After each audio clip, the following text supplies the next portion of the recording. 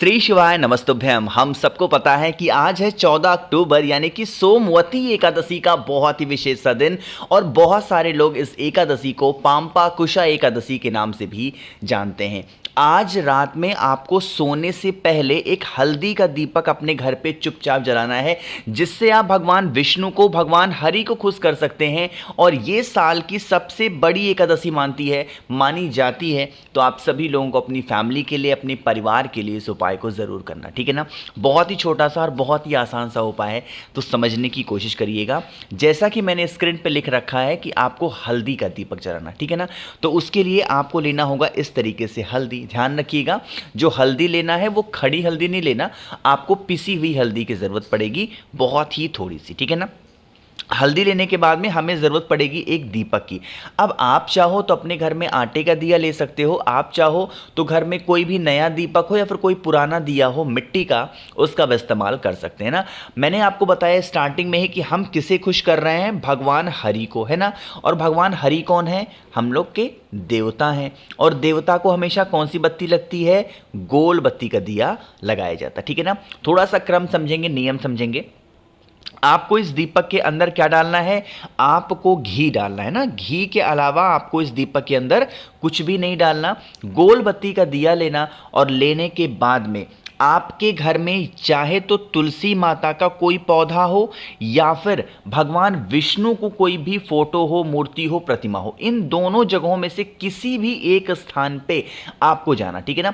सबसे पहला काम करेंगे, एक चुटकी हल्दी लेना और उस एक चुटकी हल्दी को पहले भगवान विष्णु के पास में या फिर माता तुलसी के पास में यहाँ पे नीचे आपको ऐसे रख देना, ठीक है ना।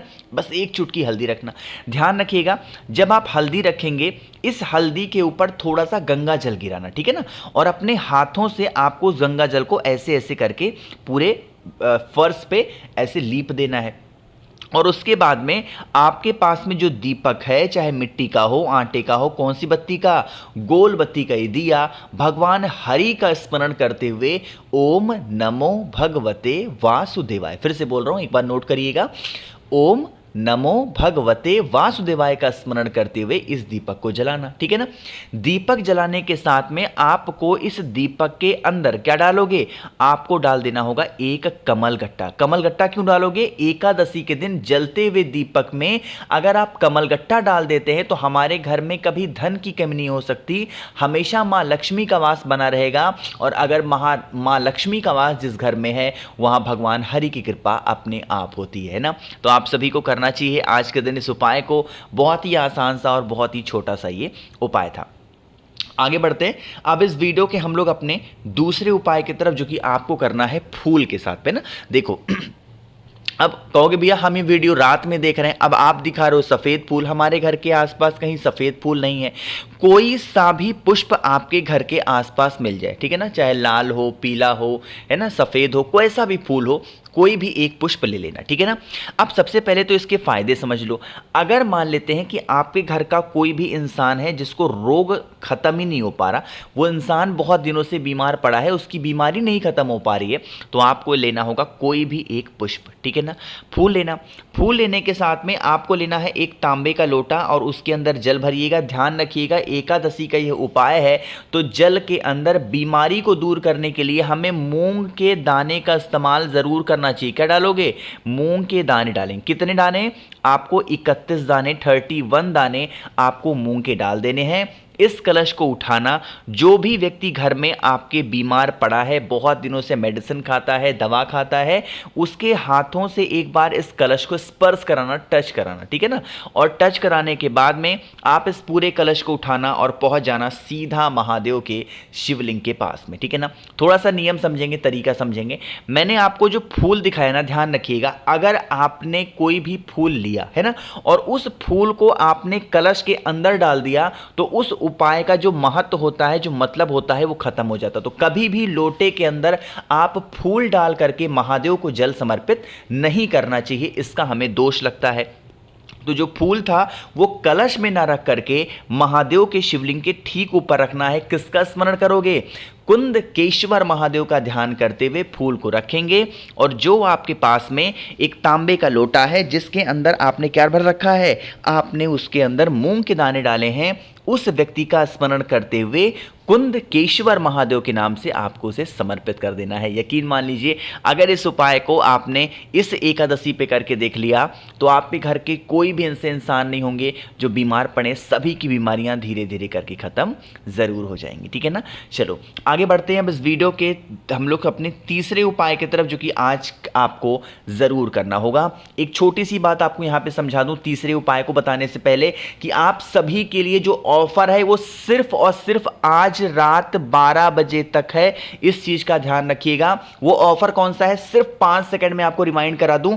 अगर आप मुझसे 7 मुखी रुद्राक्ष, 9 मुखी रुद्राक्ष या 6 मुखी रुद्राक्ष लेते हैं तो इसके साथ मैं आपको 5 मुखी रुद्राक्ष फ्री दे रहा हूं। कमल गट्टे की माला मां लक्ष्मी को खुश करने के लिए फ्री दे रहा हूं, 108 कमल गट्टे की माला। साथ ही साथ आपको महादेव की जो सबसे प्रिय भस्म है वो भी 50 ग्राम में आपको फ्री दे रहा हूं। इतना ऑफर आपको एक साथ मिल रहा है। तो आज रात 12 बजे तक ऑफर है। अगर चाहिए आपको, नंबर नोट करिएगा 9005643345, ये मेरा व्हाट्सएप नंबर है, इस पर आप मुझे मैसेज कर सकते हैं। ठीक है ना। चलो बात करते हैं तीसरे उपाय की। अब सबसे पहले समझ लो इस तीसरे उपाय के फायदे क्या हैं। अगर आपकी कोई भी ऐसी इच्छा है ना जो बहुत दिनों से अधूरी है और वो इच्छा पूरी नहीं हो पा रही है, मतलब बहुत उपवास कर रहे हो, पशुपति व्रत भी कर लिया बट फिर भी कोई फायदा नहीं हुआ, तो आपको 2 बेलपत्र लेना। ठीक है ना। इस सोमवती एकादशी पे क्या लोगे, सिर्फ 2 बेलपत्र लेना। बेलपत्र लेने के साथ में आपको तांबे का लोटा भी लेना है और उसके अंदर जल भरिएगा और जल के ही अंदर आपको थोड़ा सा गंगा जल जरूर डालना। ठीक है ना। इन सभी चीजों को लेंगे और सीधा पहुंच जाएंगे महादेव के शिवलिंग के पास में। मैंने एक बात आपको समझा रखी है कि महादेव को अगर कोई बहुत ज्यादा प्रिय है तो उनकी सबसे छोटी पुत्री जिनका नाम है माता अशोक सुंदरी, पता है आपको ना। आपको क्या करना है, मैंने आपको 2 बेलपत्र दिखाया, दोनों बेलपत्र माता अशोक सुंदरी के स्थान पे आपको समर्पित करना। ठीक है ना। सबसे पहली बेलपत्र माता अशोक सुंदरी के स्थान पे कुछ आप इस प्रकार से समर्पित करोगे। जो दूसरी बेलपत्र होगी उसको आपको कुछ इस प्रकार से समर्पित करना। एक बार और समझा रहा हूं, मेरी बात बहुत ध्यान से सुनिएगा। जब आप पहली बेलपत्र समर्पित करेंगे डंडी हो जाएगी बाहर की तरफ, जब आप दूसरी बेलपत्र समर्पित करेंगे तो डंडी हो जाएगी महादेव की तरफ, जैसा कि आपको दिख रहा होगा। और जो पहली बेलपत्र आप समर्पित करोगे उसकी जो बड़ी पत्ती होगी और जो दूसरी बेलपत्र समर्पित करोगे उसकी जो बड़ी पत्ती होगी वो आपस में टच होनी चाहिए कुछ इस प्रकार से, जैसा कि शिवलिंग पे आपको दिख रहा होगा। दिख रहा है ना।